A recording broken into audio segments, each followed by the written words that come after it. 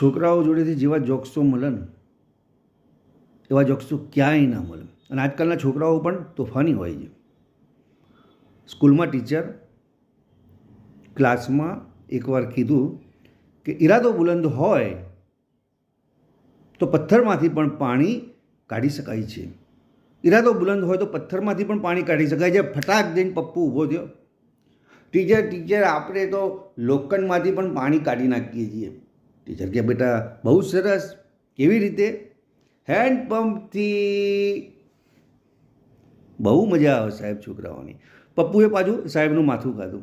Teacher હવે હું એક વાત તમને પૂછો બેટા. કંઈ વાંધો નહીં, હું તારો ટીચર છું, તને ભણાવવા માટે આવ્યો છું. પૂછ શું હતું બેટા? એ ટીચર એક છોકરાને 6 આંગળીઓ હતી ને એને બધા ઘનશ્યામ કહીને બોલાવતા હતા. બોલો એનું કારણ? ટીચર મારા બેટા માથું ખંજવારા મંડ્યા. ટીચર હવે છોડો ને, બહુ મગજ ના કરશો, એનું નામ જ ઘનશ્યામ હતું. બોલો છોકરાઓ ટીચરની પણ ફિરકી ઉતારી નાખ્યો સાહેબ. વિડીયો ગમે ને તો લાઈક કરજો, શેર કરજો અને છોકરાઓની સાથે વેકેશનમાં સમય પસાર કરજો.